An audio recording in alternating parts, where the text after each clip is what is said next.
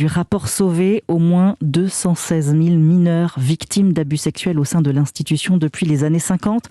Un chiffre qui donne le vertige, point de départ d'une profonde remise en question de l'Église. Virginie Riva. Oui, un véritable choc. Personne, en fait, ne s'attendait à un tel ordre de grandeur. La dernière fois que Jean-Marc Sauvé avait fait une estimation du nombre de personnes victimes, c'était en mars dernier.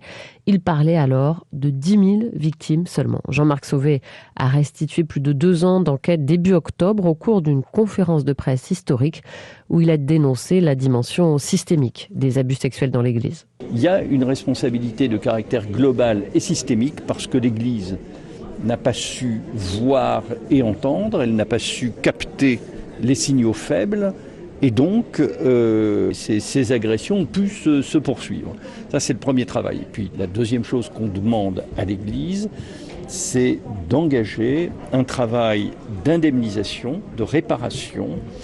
Et cette indemnisation, ça n'est pas un don, ça n'est pas une libéralité qui serait consenti aux victimes, c'est un dû. Oui, lors de l'assemblée plénière des évêques réunie à Lourdes en novembre dernier, l'Église a reconnu sa responsabilité et la dimension systémique de ces crimes sexuels. Monseigneur Éric de Moulin-Beaufort, président de la Conférence des évêques de France. Nous avons senti monter en nous le dégoût et l'effroi en réalisant ce que tant et tant de personnes avaient vécu et vivaient de souffrance.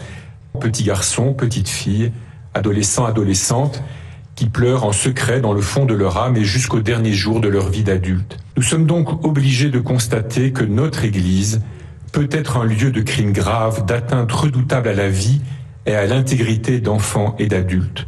Or, cela ne se peut.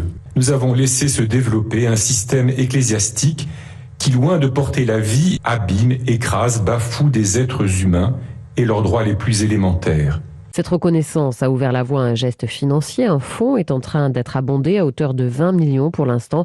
En janvier, l'INIA, instance nationale indépendante d'attribution, recueillera les premières demandes d'indemnisation. L'Église qui attend également des émissaires du Vatican pour venir analyser la situation en France.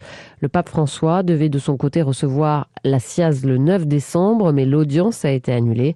Officiellement, pour des questions d'agenda, reste désormais à trouver une nouvelle date. Virginie Riva.